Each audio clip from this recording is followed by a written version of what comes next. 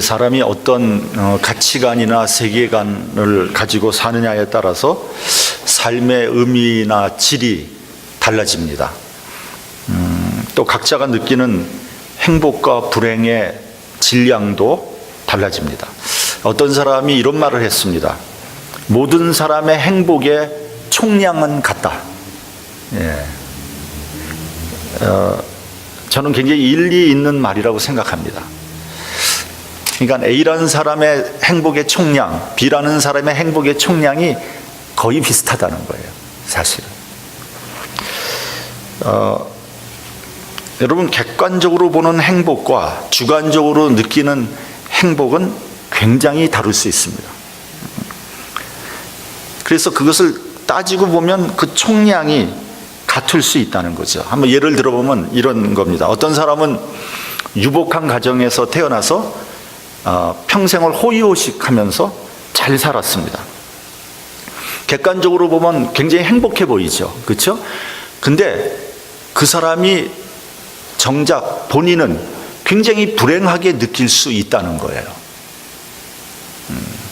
그래서 여러분, 부자들이 자살을 많이 하는 거 아십니까?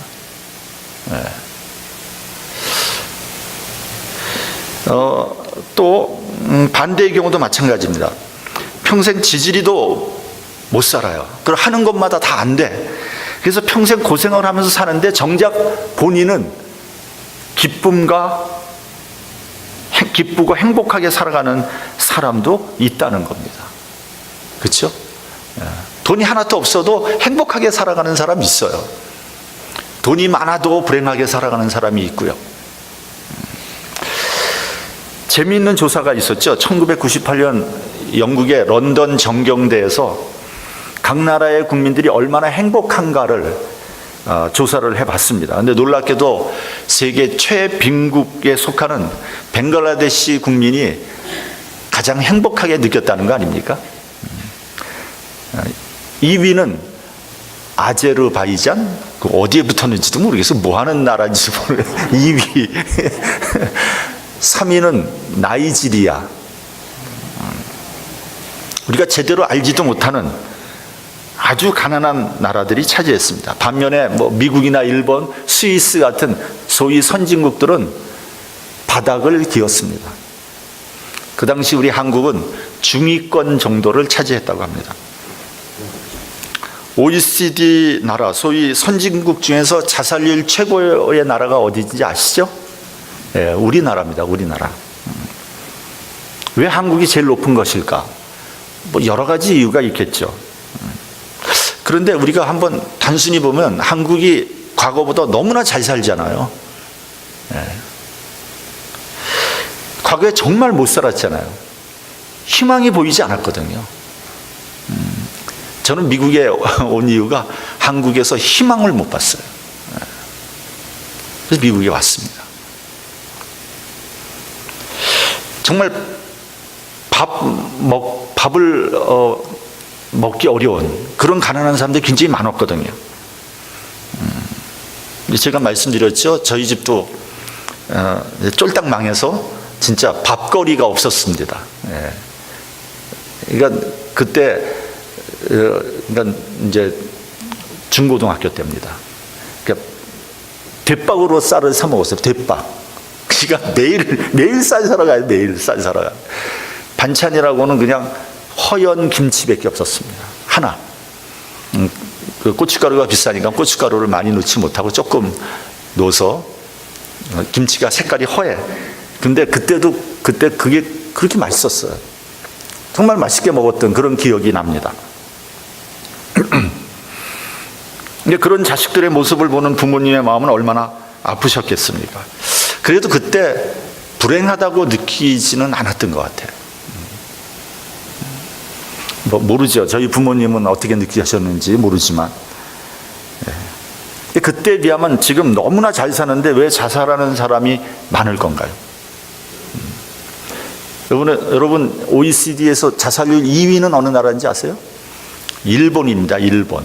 여러분 일본은 또 얼마나 잘 삽니까? 왜 이런 일들이 일어나는 것일까요? 저는 제가 생각하기에는 가치관과 세계관의 문제다. 어떤 가치관으로 살아가고 있는지, 어떤 세계관으로 사물을 보고 있는지, 그것이 문제라는 거죠. 근데 저는 보통 가치관을 한 세 정도로 한번 나눠봤습니다. 첫째는 요행과 운명을 믿는 운명 중심적인 가치관이 있습니다. 우리나라가 과거에는요, 굉장히 우리나라 사람들이 샤머니즘적인 요소가 굉장히 많았습니다. 그래서 모든 것을 운명으로 돌렸습니다. 우리가 이런 말 잘하죠. 이거 다 내 팔자다. 그리고 포기하고 체념했습니다. 요행과 운명을 믿으니까요, 우리 주변에 신들이 굉장히 많았습니다. 안방에도 신이 있었고요, 대청마루에도 신이 있었고요, 부엌에도, 화장실에도, 마당에도, 쌀입 문에도, 우물에도, 광에도, 장독대에도 그냥 온통 신들 천지였습니다. 마을에 나가면 성황단이 있었고요, 산에 가면은 산신령이 있었습니다. 바다나 강에 가면은 용왕이 있었습니다. 근데 여러분, 이것은 일본도 똑같아요. 일본은 동네마다 다 신사들이 있지 않습니까? 집마다 다 신사가 있지 않습니까? 그 많은 신들에게 행운을 빌었습니다. 어떻게든지 요행수를 얻어야 하니까요. 만약에 그 신들이 도와줘서 일이 잘 풀리면은 행운인 것이고, 안 되면 팔자라고 체념했습니다. 요행심을 바라고 사행심이 굉장히 많은 겁니다. 마치 화토장을 쥐고 있는 도박꾼처럼 말이죠. 여러분, 그런 사회가 소망이 있겠습니까? 저는 이런 사람 본 적 있습니다.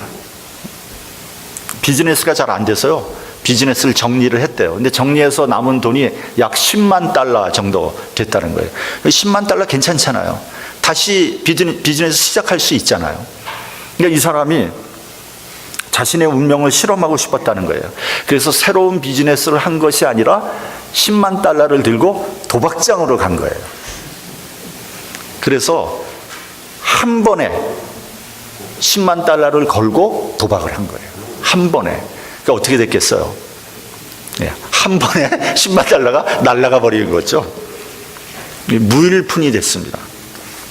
이 사람은 어떤 생각을 했냐면, 나는 이래도 안 되고 저래도 안 되는 인생이구나. 나는 빈털터리 운명이다. 죽고 싶었다는 거예요. 죽어도 싸죠. 근데 죽는 것도 마음대로 안 되더라는 거예요. 이런 인생이 무슨 소망이 있겠습니까? 둘째로는요, 인과응보적인 가치관이 있습니다. 성경적으로 말하면 이것이 율법주의라고 말할 수 있습니다. 모든 것을 원인과 결과로 보는 거예요. 모든 것이 보상이고 노력의 대가로 여깁니다. 아니땡 불등의 연기 날까? 뭐 이런 속담. 노력한 만큼 얻는다. 뿌린 만큼 거둔다. 그러니까 열심히 일하는 거예요. 최선을 다합니다. 그러니까 생각해 보면 굉장히 이성적이고 합리적이에요. 노력한 만큼 얻는다. 얼마나 좋은 일입니까? 그런데 문제는 뭔지 아세요? 기쁨이 없는 거예요. 감사가 없는 겁니다. 행복하지 않습니다. 그리고 교만해집니다. 왜냐하면 내가 열심히 노력해서 얻었기 때문이에요. 감사할 것이 전혀 없어요. 왜냐하면 내가 노력해서 얻었는데 누구한테 감사한다는 겁니까? 더 나아가서 이루지 못한 사람을 업신 여기게 됩니다. 저런 게으름뱅이 같으니라고, 저런 바보 같은 인간, 오죽 못났으면 저렇게 살까? 여러분, 여기서 차별이 생기는 겁니다. 나는 우수한 사람이고 너는 바보 같은 인간, 열등한 사람이다. 우리는 우수한 족속이고 너희는 열등한 족속이다. 여러분, 독일을 중심으로 우생학이라는 게 한창 유행을 한 적이 있습니다. 그러니까 뭐냐면요, 우월한 종자끼리 이렇게 만나서 더 좋은 것을 만들어낸다는 거예요. 그러면 그건 좋은데, 그러면 열등한 종자는 어떻게 돼야 돼요? 없애버리는 거죠. 그래서 독일이 유대인, 집시, 동성애자들 다 몰살시켜버린 거예요. 그 사상적인 기반이 거기 있습니다. 우생학입니다, 그게.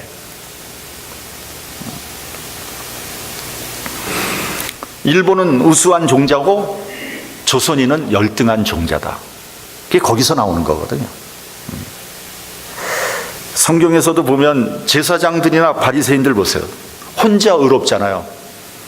혼자 잘났어요. 그러니까 사람을 차별하는 거죠. 보통 사람들, 별 볼 없는 사람들, 무지렁이들은 사람 취급 안 합니다. 요즘 사회도 다분히 그렇지 않습니까? 그러니까 율법주의적인 가치관은요, 인간을 인간답게 만들지 못합니다. 그리고 행복하게도 하지 못합니다. 셋째로는 은혜 중심적인 가치관이 있습니다. 모든 것을 은혜로 생각하는 가치관입니다. 모든 것보다 은혜가 먼저입니다. 선제적인 은혜를 생각하는 겁니다. 그러니까 이런 사람들은요, 성공해도 은혜요, 실패해도 은혜입니다. 잘 돼도 은혜요, 잘못돼도 은혜예요. 건강해도 은혜요, 병들어도 은혜입니다. 그 빙점이라는 소설을 쓴 미우라 아야코라는 사람은요, 평생 폐결핵과 척추 카리에스, 무슨 병인지 잘 모르겠습니다. 카리에스라는 병 때문에 고통을 받았다고 합니다. 그녀는 이런 간증을 했습니다. 병에 걸리지 않고는 얻을 수 없는 주님의 은혜가 있었다.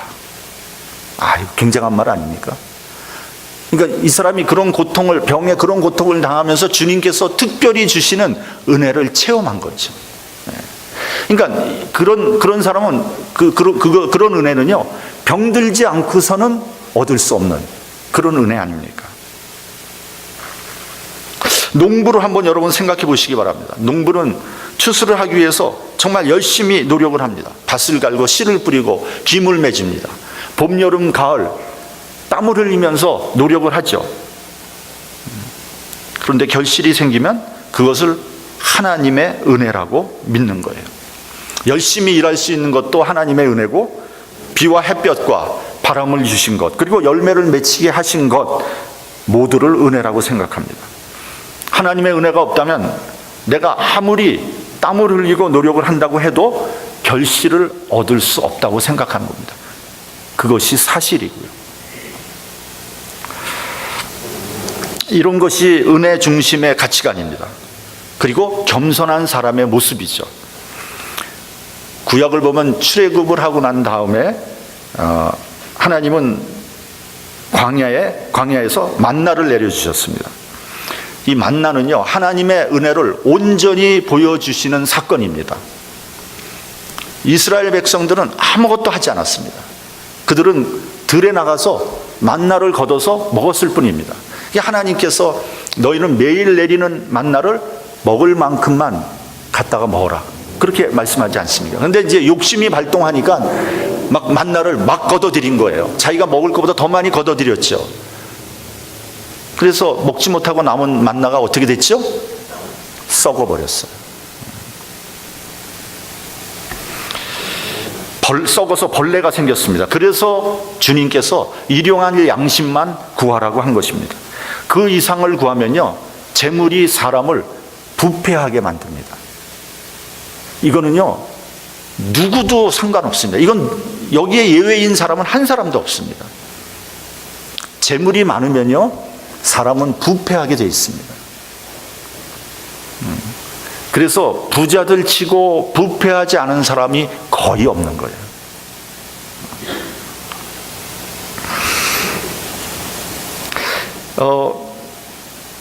만나는 하나님께서 거저주시는 은혜입니다. 그런데 나중에 그 만나에 대해서 이렇게 불평을 하죠. 우리가 언제까지 이 박한 식물을 먹어야 합니까? 은혜의 만나가 박한 식물이 되어버렸어요. 이것을 배은 망독이라고 하는 겁니다. 이런 모습이 우리의 모습이 아닌가, 이런 생각이 듭니다. 우리 본문 3절을 같이 봉독하겠습니다. 본문 3절. 자, 시작. 전에는 우리도 다 그 가운데서 우리 육체의 욕심을 따라 지내며 육체와 마음에 원하는 것을 하여 다른 이들과 같이 본질상 진로의 자녀이었더니, 우리가 전에는 우리도 다 우리 육체의 욕심에 따라서 육체와 마음이 원하는 것을 하는 본질상 진로의 자녀였다는 겁니다. 우리 모두 한 사람도 예외 없이요, 우리는 본질적으로 진로의 자녀입니다. 저도 마찬가지고 여러분도 마찬가지예요. 다 진로의 자녀들입니다. 다 멸망받아야 마땅한 그런 사람들입니다. 요즘에 한국이나 미국에서 소위 미투라는 운동이 들불과 같이 번져나가고 있습니다. 한국은 성추행, 성폭력 아주 태풍이 불고 있습니다. 여기 걸리기만 하면 누구든지 나락으로 추락하게 되어 있습니다. 한국의 유력한 대권진자, 아주 샤킹한 뉴스죠. 남북 정상회담, 북미 정상회담, 이게 얼마나 큰 뉴스입니까? 그런 뉴스를 다 덮어버렸어.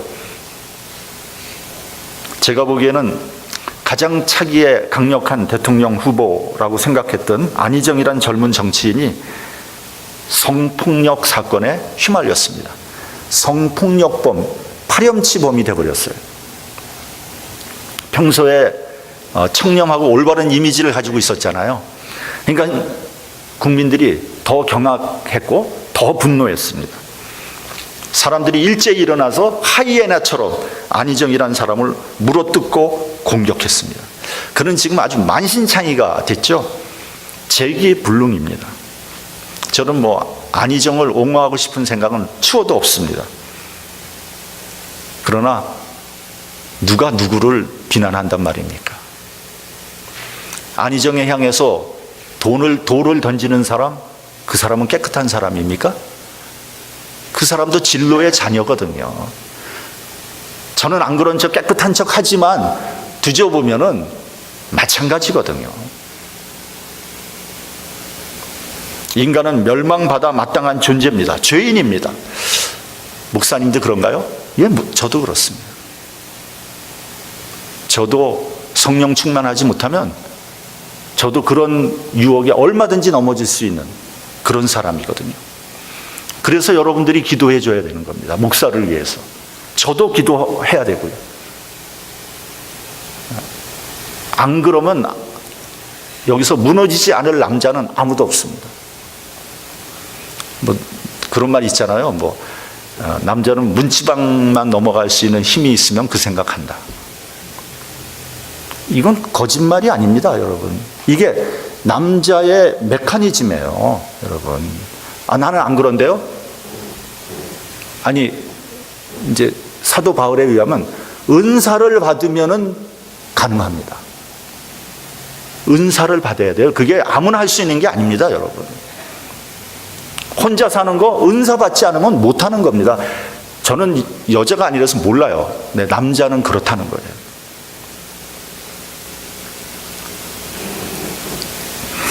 우리는 이 사건을 계기로 스스로 돌아봐야 됩니다. 저는 이 미투 운동이 문화예술계, 교육계, 정치계를 넘어서 종교계까지 휩쓸 거라고 생각을 합니다. 아마 종교계가 가장 늦게 터질 겁니다. 근데 이미 우리가 알잖아요. 가톨릭 신부, 목사, 스님, 성폭력, 성추행 굉장히 많이 나왔습니다. 그렇죠? 그런데도 여러분, 그런 추문이 나오는데도 불구하고 그 사람들 건재해요.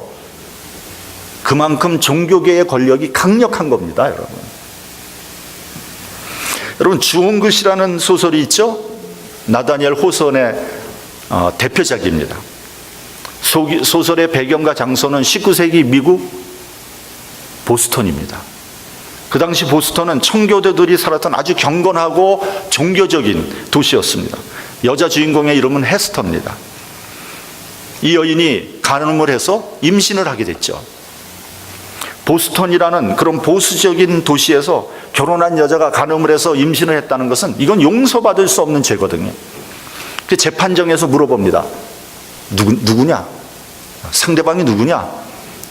헤스터는 끝까지 대답을 하지 않았습니다. 그래서 헤스터는 가는 죄로 A라는 죽은 글씨를 가슴에 달고 다녀야만 한 거죠. A는 영어로 간음이란 거 아니라 어덜터리의 A입니다. 그 사람을 낙인을 찍고 조리돌림을 하는 거죠. 그런데 그 아기의 아버지는 보스턴에서 가장 존경받는 목사 딤스데일 아니었습니까? 나다니엘 호서는 이 소설에서 몇 가지를 우리에게 말하려고 하는 겁니다. 첫째, 간음을 한 죄인 헤스터가 사실은 보스턴에 사는 사람 중에서 가장 순수하고 아름다운 사람이라는 거 아닙니까? 이 소설에서 말하는 게 바로 그겁니다. 남들은 다 손가락질하는 죄인이라고 그래서 A라는 주홍 글씨를 매달고 다니지만 그 사람이 가장 순수하고 아름다운 사람이었다는 거예요. 두 번째로, 가장 존경받는 딤스데일은 간음죄를 저지르고도 마치 자기가 아닌 것처럼 하는 불완전하고 파렴치한 사람이라는 거 아닙니까? 셋째는, 저는 이게 굉장히 중요하다고 생각합니다. 보스턴에 사는 시민들은 하나님의 나라를 실현하려고 하는 종교적인 이상주의자였어요. 그런데 대부분 비인간적인 사람이었다는 거죠. 위선적인 종교인에 불과했다는 것을 말하고 있는 거예요. 그러니까 실제로 19세기에 미국의 청교도들이 도덕적인 완벽주의를 추구했지만 사실은 따지고 보면 성경에 나오는 바리새인과 거의 다르지 않은 위선적인 사람들이 굉장히 많았다는 것을 우리에게 알려주고 있는 거죠. 여러분, 은혜는 여기에서 출발하는 겁니다. 나는 본질상 진로의 자녀이다. 다시 말하면 나는 죄인이다 해서 출발하는 겁니다. 내가 아무런 잘못이 없다면, 내가 의로운 사람이라면 나에게 은혜가 필요 없는 거죠. 내가 죄인이 아니라면 십자가 은혜 필요 없는 겁니다. 그러나 말씀드렸다시피 모든 사람이 죄인입니다. 죄인 아닌 사람은 없습니다. 그런데 문제는 뭐냐면은 우리는 마치 의인처럼 행세한다는 거죠. 내가 뭘 잘못했습니까? 내가 뭐 이렇게 많은 죄를 졌습니까? 나는 하늘을 우러러 부끄러움이 없습니다. 그런 사람들이 대부분 다른 사람들의 죄와 허물을 날카롭게 비판하죠. 저는 목회를 하면서요, 보면은 남의 죄에 대해서 굉장히 날카롭게 메스를 가하는 사람마다 사실은 그 사람이 더 위선적이라는 것을 전 너무 많이 경험을 했습니다. 너무 많이 경험을 했어요. 목사한테 가서, 목사님 이러면 안 되는 거 아니에요? 저 사람 저런 사람 나쁜 사람 아니에요? 그럼 저는요, 너는 어떤데? 그러고 싶어요. 정말 그렇게 말은 못하지만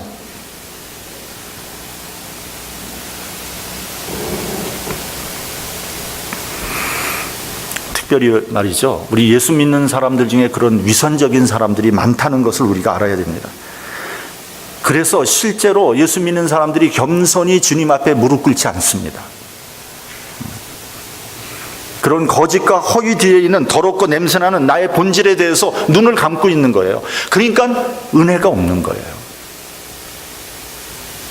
우리 본문 8절을 봉독하겠습니다. 본문 8절. 자, 시작. 너희가 그 은혜를 인하여 믿음으로 말미암아 구원을 얻었나니 이것이 너희에게서 난 것이 아니요 하나님의 선물이라. 하나님의 은혜를 믿음으로 말미암아 구원을 얻었다.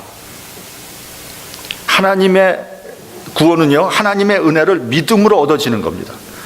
그러니까 예수께서 나의 죄를 위해서 십자가를 지셨다는 그 구원의 사건, 그것이 바로 하나님의 은혜라는 거죠. 그리고 그 구원의 사건이 믿어지는 것, 그것도 하나님의 은혜라는 겁니다. 여러분, 아무리 가르쳐주고 아무리 설명해줘도요, 믿어지지 않는 데야 방법이 없는 거예요. 요한복음 14장 11절을 보면 이렇게 주님께서 말씀하셨습니다. 내가 아버지 안에 있고 아버지께서 내 안에 계심을 믿으라. 그렇게 못 믿겠거든 행하는 그 일을 인하여 나를 믿으라. 얼마나 안 믿었으면 주님께서 내가 행하는 이것을 보고 날 좀 믿어줄래? 오병이어를 보고 죽은 사람 살리는 거 보고 나 좀 믿어줄래? 그래도 안 믿었잖아요, 결국. 그래서 십자가 못 박았잖아요. 이 은혜의 사건을 믿음으로 구원이 나에게 구체적으로 현실화되고 내게 생명이 된다는 거예요. 그러면 여러분 한번 생각해 보세요. 왜 은혜를 믿어야지만 구원을 얻게 되는 것인가? 안 믿으면 구원을 얻지 못하는 겁니까? 아니, 내가 은혜를 꼭 그거 믿어야지만 구원을 얻는 거예요? 내가 그냥 착한 일 하면 안 될까요? 여러분, 누가복음에 나온 탕자의 예를 한번 들어보겠습니다. 그래서 설명을 한번 해보죠. 탕자는 우리가 알다시피 외국으로 가서 호랑방탕하게 재산 다 써버리고 굶어 죽게 생겼어요. 거기 그대로 있었다가는 굶어 죽는 거예요. 그때 생각해낸 게 뭡니까? 아버지예요. 내가 아버지에게로 가면 틀림없이 살게 될 것을 믿었습니다. 호의호식은 못해도 최소한 하인 중에 한 사람 정도로 그 정도는 대우를 받을 것이다, 이렇게 생각을 한 거예요. 그걸 믿었습니다. 그리고 아버지께로 돌아갔어요. 근데 아버지는 어떻게 했습니까? 일꾼의 하나가 아니라 정말 귀한 아들로 받아들였죠. 좋은 옷 입히고 가락지 끼우고 신키고 송아지 잡았습니다. 그러니까 아버지의 은혜로 구원을 받은 거죠. 살아난 거죠. 만약에 아버지를 믿지 못했으면 어떻게 됐을까요? 만약에 내가 오면 아버지께서 이렇게 얘기할 거다. 떠날 때는 언제고 돌아오는 건 뭐냐? 너는 절대 우리 집에 발 들일 생각하지 말아라. 내 눈이 흙이 들어가기 전에 넌 절대 못 들어와. 만약에 그렇게 생각했더라면 이 탕자는 안 갔겠죠. 그럼 어떻게 됐을까요? 타국에서 굶어 죽었을 거예요. 아버지를 믿었기 때문에 돌아간 것이고요. 그래서 살아난 겁니다. 그것이 하나님의 은혜예요. 그 은혜를 믿는 게 그래서 구원이라는 거예요. 아버지에게로 돌아가니까, 살아났기 때문에. 하나님께서 죄인인 나를 틀림없이 받아주실 거야, 이 믿음으로 하나님 앞에 나가는 것이 구원입니다. 거기에 생명이 있는 거예요.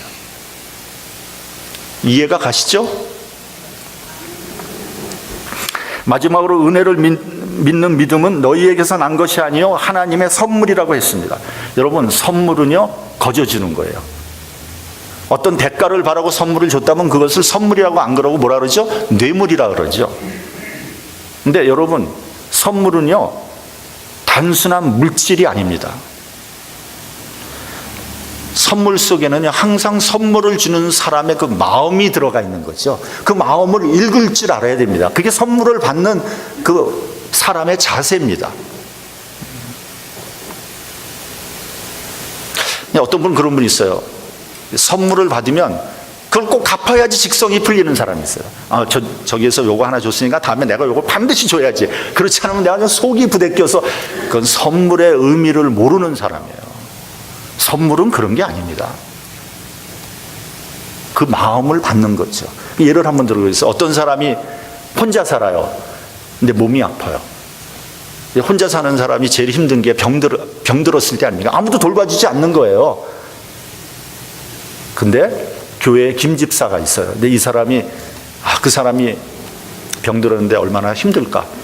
내가 국을 맛있게 끓여서 갖다 줘야지. 국을 맛있게 끓여서 갖다 줬어요. 그 사람이 병중에 있다가 그 국을 먹어보니까 너무 맛있는 거예요. 너무 맛있게 먹었어요. 그러면 여러분, 그 사람이 국 한 그릇 신세 진 겁니까? 그래서 그 사람한테 국 한 그릇 다음에 사주면은 갚는 거예요? 아니죠. 그런 게 아니에요, 여러분.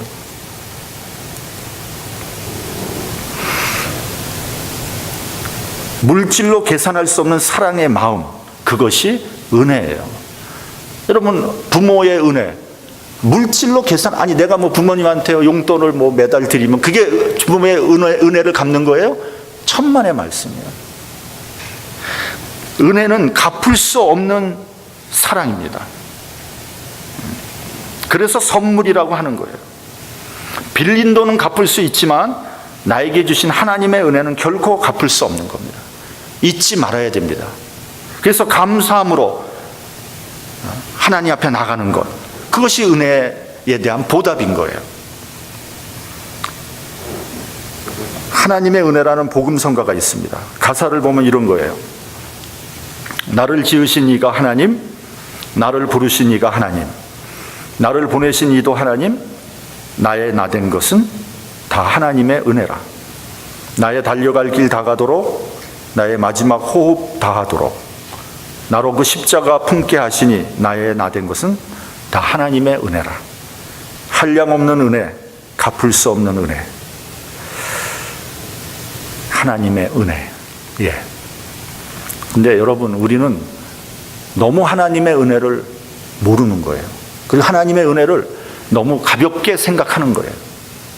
하나님의 은혜는 갚을 수 없는 겁니다. 하나님의 은혜는 한량 없는 겁니다.